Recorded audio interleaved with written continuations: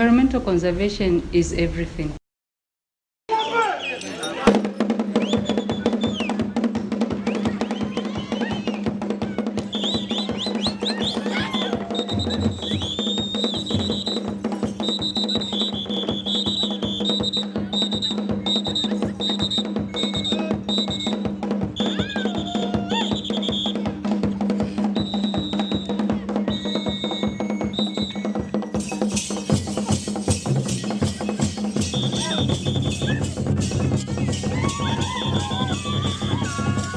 Tanzania.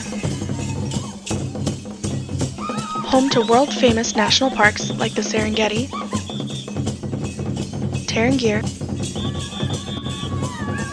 and Lake Victoria, the second largest lake in the world.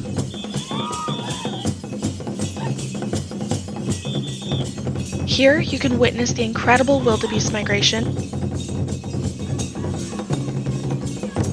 meet unbelievable herds of elephants, and come face to face with a pride of lions on the hunt. This magnificent wildlife faces a huge threat due to poaching and human conflict. In order to keep these incredible species from disappearing, we have to protect them.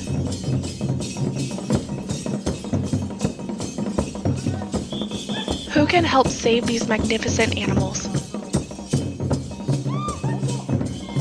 Who can teach the new generation about the value of wildlife?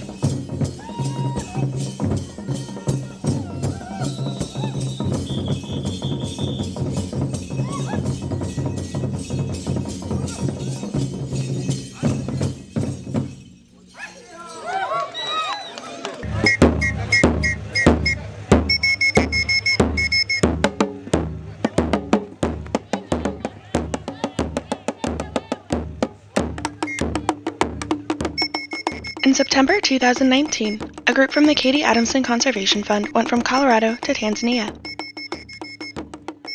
Their mission? To support the women changing the face of conservation. They traveled all over Tanzania, meeting with students, villagers, and wildlife. They wanted to learn how to gain support for women and their communities to save species. While wildlife conservation has long been a male-dominated field in Tanzania, the efforts of women like Judith Flora Wanda are inspiring women to find their voices and get more involved. At a young age of 4, I lost my dad, and at the age of 11, I lost my mom, and I had to go back to the village where I was raised by my grandparents, and we didn't have capability of even having shoes to go to school. I studied in a very difficult environment, and when I was growing up, I saw girls like me run away, and their only solution was to get married, probably hoping that they will have good life, but they never ended up having a better life, and the only thing I saw was education. My greatest desire was to come back and really motivate women. Judith's tough upbringing inspires her work today at St. Augustine University. Judith volunteered to help out with the Dance for Conservation competition in Lamadi, a village just outside of the Serengeti National Park. They're actually performing and they're educating us young girls to appreciate animals. They're actually thinking about our future. The groups competed over 4 days. They encouraged the women from the Katie Adamson Conservation Fund to join in the traditional dancing. District Commissioner Tano Muera of the Busega district in Tanzania joined in the celebration on the last day. For Judith, the dance is invaluable because it will inspire women and their children to get involved. Whatever activity that they're doing, they can actually transform those activities into songs. And these songs will be motivating to keep attracting more and more support. If we are able to see those moves like tapping of the feet, them saying, no, it's actually going to be in us as we grow, and we are able to pass it down to the generation. The group met with 15-year-old Janet. Many people her age are forced to drop out of school due to the high cost. However, Janet will be able to continue her education thanks to a scholarship provided by a local NGO.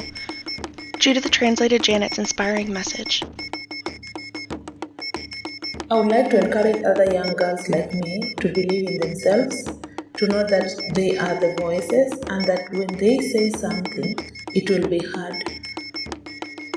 and that they have a bigger contribution towards motivating and educating people. Janet seeks to become a leader in conservation. I would like, when I grow up, that I'm able to educate people about poaching and be able to motivate them to stop these poaching activities, because they need to know why poaching is harmful to the community. Janet dreams of becoming a lawyer.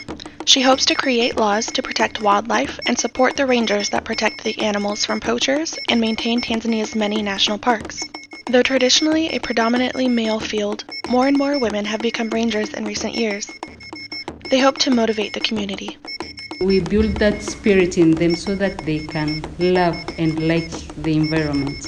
Education in Tanzania is paramount for those who hope to make a difference.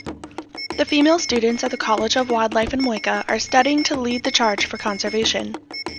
These women are full of hope about their roles in changing the future of their society. They are working hard to overcome the challenges of this field. The students introduced themselves and toured the group around their campus. Maria Marato is working on her thesis on wildlife tourism. And I would like to make a difference and a change within the environment one way or another. I would love to bring awareness, as one small person can have a huge impact to a lot of people.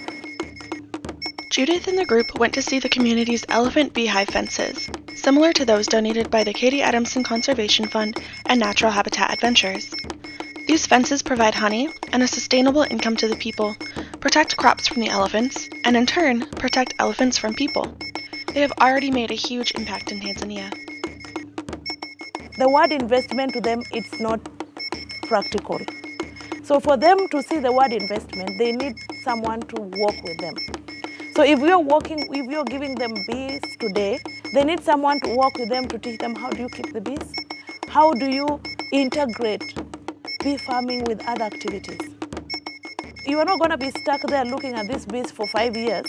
But with this bee farming, what else can you open up? What else can come up so that as time goes, yes, you're dancing, but your bees are also growing on one side, but also you're learning how do you package this particular honey that is coming out to be able to put it on the shelf.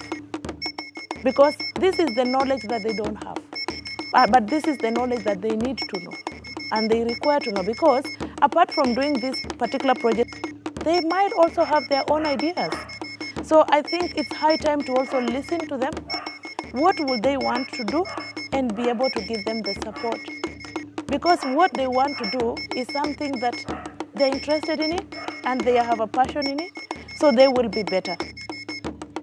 The group also met with Lucy Fitzjohn, who, along with her husband Tony, runs a sanctuary for the critically endangered black rhinos. The sanctuary also has a number of African wild dogs. Long seen as nuisances, the wild dogs were hunted to near extinction. Now Lucy, Tony, and others hope that the species can make a comeback. The wild dogs are bred at the sanctuary and then released back into the wild. Unfortunately, these animals are nomadic and can be difficult to track.